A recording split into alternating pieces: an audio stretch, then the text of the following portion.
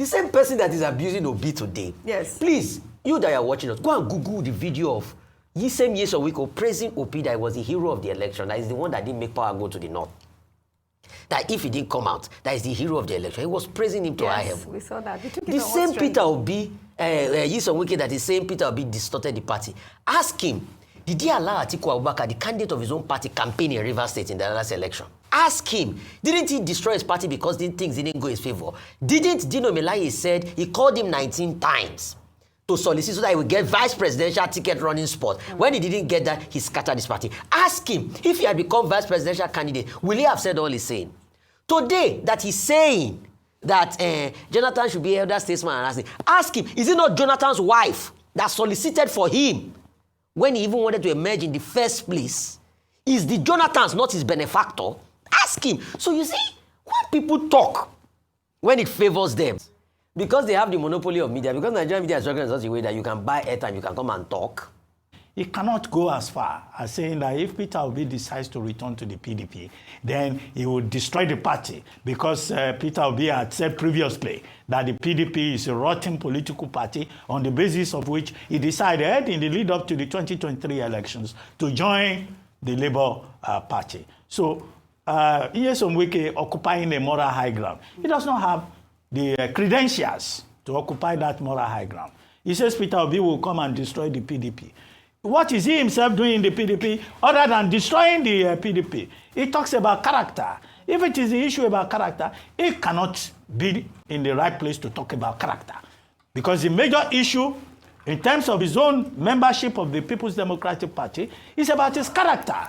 He is in the party and he's sabotaging the same party and he's giving a lecture on morality.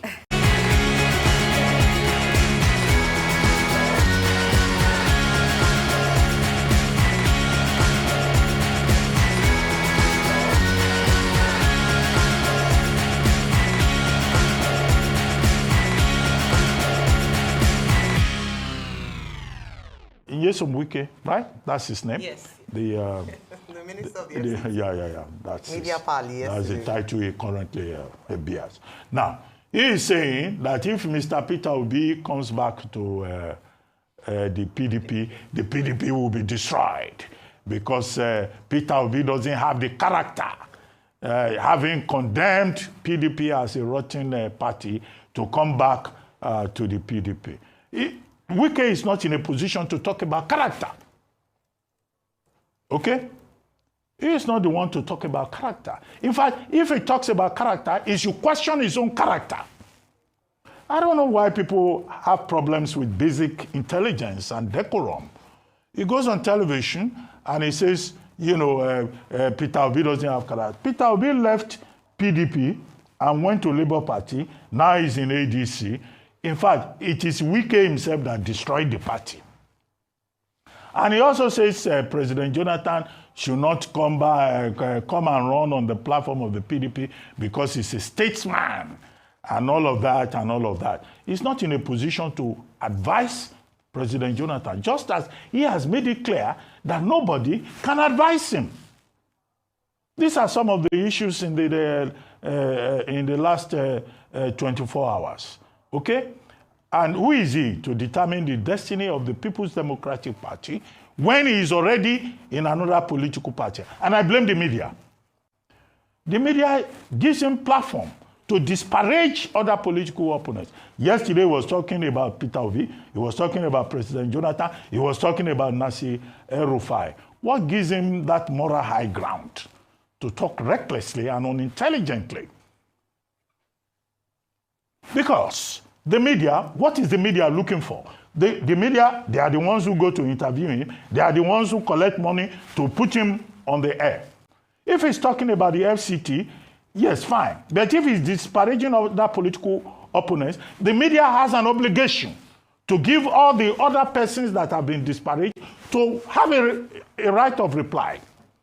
So we should not create a situation whereby, for monetary reasons, the Nigerian media is sucking up to a minister of the Federal Republic who, in my view, is overreaching himself. Users on social media have been reacting to comments made by the Minister of the Federal Capital Territory, Nyesom Wike, who during a media parley on Monday voiced his strong opposition to the people or to the possible return of former presidential candidate Peter Obi to the People's Democratic Party, warning that such a move will be destructive to the opposition platform. He emphasized that it would be wrong to welcome back someone who had publicly discredited the party, stating that any suggestion of Obi's return would be an attempt to destroy the party further. Well, let's take a look before we take some reactions. Even this one you have done now. To what? Bringing Obi to where? Obi to where? You want to kill the party, the ball? Obi that, I mean, you see, if somebody don't have characters, Obi, that was abusing the party, that the party is rotten, is this? So the party is good enough for you to come and run for, you see these people, ambition can make you even go to Satan's house. If you want to destroy this party, that will bring Obi. Let me even Obi come. There's no way he will go because of ambition. Can't we be principled? Because you're looking for president.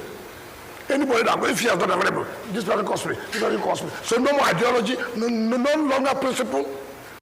No ideology, no. Let me just take reactions. This is from Olufemi, who wrote, Mr. Nyesom Wike has declared that speculations about Peter Obi's possible return to the People's Democratic Party would damage the party. One remarkable trait of Nigerian politicians is their capacity to declare drowning as if it were graceful swimming. Since 2023, it has been evident that the fear of Peter Obi within the All Progressives Congress forms the very foundation of their political discourse. Wike himself recognizes that should Obi or Jonathan secure the PDP presidential ticket, the APC would face a formidable, perhaps insurmountable contest in 2027. In truth, Obi's candidacy under the PDP would be a greater asset than the relentless maneuvers of Wike, whose conduct appears calculated to render the PDP politically impotent and thereby ease the path for his candidate, President Tinubu, in 2027. Another ex-user wrote, if Wike was genuinely concerned about the PDP's survival, his actions would have been more aligned with supporting the party's official candidate. His actions in this context could be seen as self-serving rather than party-serving. Ultimately, this statement highlights the complexities and often contradictory nature of Nigerian politics, where personal ambition, regional interest, and party loyalty frequently clash. It serves as a stark example of the internal strife that can weaken political parties and influence the outcome of elections. Well, I thought this tweet was quite apt. But you know, Wike also weighed in on the political chatter surrounding former President Goodluck Jonathan. The FCT minister advised Jonathan against participating in the 2027 presidential race, stating that he should continue in his role as a respected international statesman. He claims that the politicians now urging Jonathan to contest are the very same individuals who betrayed him and worked against him during the 2015 elections. You talk about Jonathan. I respect Jonathan very well. I know he judged the role as an elder statesman and somebody the international community respects, and I think he will continue with that. These people who are weighing Jonathan, what is their strength? Are they not the same people who played him game in 2015? Some of these people, I see what I don't like is people who are trying to play to the gallery. You have heard that there's a governor who intends to run. If that governor is true that he intends to run, how will Banana be saying that PDP is waiting for either His Excellency President Goodluck Jonathan, former president, or His Excellency Peter Obi? For Christ's sake, nobody should cause problem for the party. When you cause problem for the party, you now say people are behind this problem. You are the one trying to. How would anybody even contemplate? Well, Dr. Abati, you know I'm coming to you. I'd like for you to just, summarize some of those points. Maybe starting with the point Wike was making about those that are pushing Goodluck Jonathan to run. He accused them of being, the people that betrayed him. Well, without prejudice to the fact that Nyesom Wike, as a citizen of Nigeria, as a member of a political party, as a politician, can express his opinions, I think that he is not in a position to be presumptuous and rude on his own part to think that he can dictate options to other players within the same polity. In other words, it does not lie in his mouth to tell Mr. Peter Obi whether or not he should return to the PDP. Even if he expresses that opinion, he cannot go as far as saying that if Peter Obi decides to return to the PDP, then he will destroy the party, because Peter Obi had said previously that the PDP is a rotten political party, on the basis of which he decided in the lead up to the 2023 elections to join the Labour Party. So Nyesom Wike occupying a moral high ground. He does not have the credentials to occupy that moral high ground. He says Peter Obi will come and destroy the PDP. What is he himself doing in the PDP other than destroying the PDP? He talks about character. If it is the issue about character, he cannot be in the right place to talk about character. Because the major issue in terms of his own membership of the People's Democratic Party is about his character. He is in the party and he's sabotaging the same party and he's giving a lecture on morality.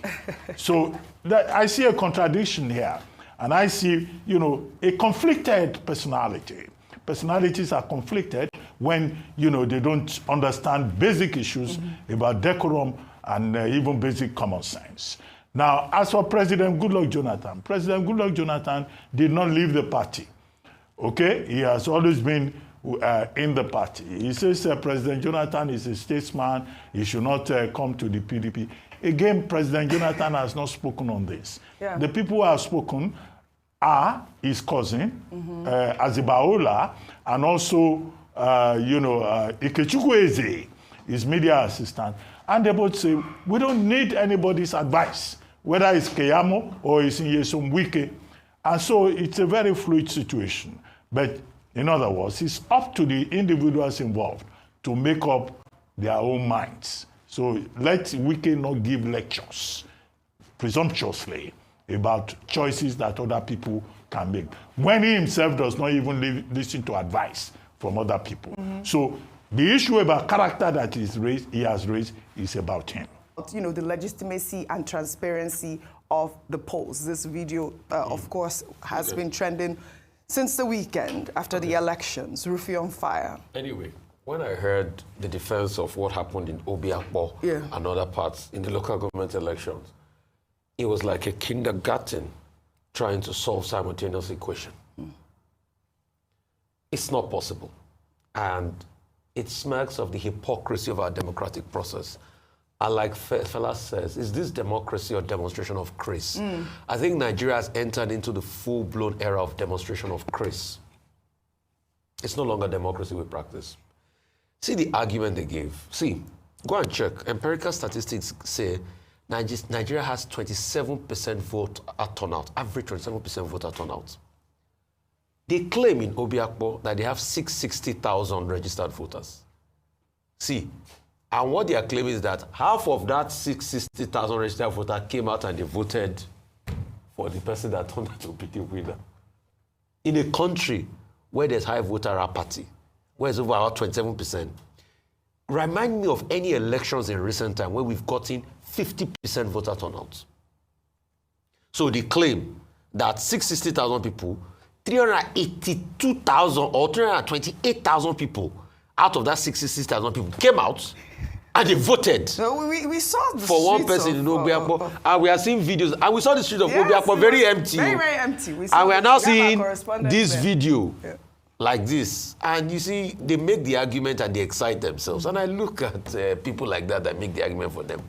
That hope when they do it against them, they will not complain. My second point, see, the Minister Wike, I think rather than doing all of this is political talk, I have work for him to do. I hear 3rd Avenue around Gwarimpa, there's a rubbish pile. I saw you there. post that. It was so sad. He should go and clean things like that. And the other place that they are rubbish pile in Abuja, because he's not busy enough. Rather than coming to play this hypocritical game he plays. The same person that is abusing Obi today. Yes. Please, you that are watching us, go and Google the video of Oseni Reuben praising Obi that he was the hero of the election. That is the one that didn't make power go to the north. That if he didn't come out, that is the hero of the election. He was praising him to high heaven. We saw that. We took it The on same one Peter Obi, Wike that is saying Peter Obi distorted the party. Ask him, did he allow Atiku Abubakar, the candidate of his own party, campaign in Rivers State in the last election? Ask him. Didn't they bring this situation about, they didn't book stadium and all of that? Ask him, didn't he destroy his party because things didn't go his favor? Didn't Dino Melaye said he called him 19 times to solicit so that he would get vice presidential ticket running spot? When he didn't get that, he scattered his party. Ask him, if he had become vice presidential candidate, will he have said all he's saying? Today, that he's saying that Jonathan should be elder statesman and ask him, is it not Jonathan's wife that solicited for him when he even wanted to emerge in the first place? Is the Jonathans not his benefactor? Ask him. So you see, when people talk, when it favors them, and like Dr. Abati said, you are correct, and I've always said this, because they have the monopoly of media, because Nigerian media is structured in such a way that you can buy airtime, you can come and talk, and if once they have the floor, they will talk, and people will not fact-check them or anything. So he says a lot of things that are subject to fact-checking. You see, when things does not go his way, he screams blue murder. He has the autonomy of thought because you can put a media chat on 2 or 3 stations and call journalists there to talk to you. And even half the time, you will not even allow the journalists talk. You will shout them down. You will destroy their credibility. You will say they don't know what they are saying. You want to even teach those that are coming to ask you questions and all of that. So when you look at all of these things put together, is it democracy we are practicing or demonstration of grace? I subscribe that we are in a full era of the demonstration of grace in our continent.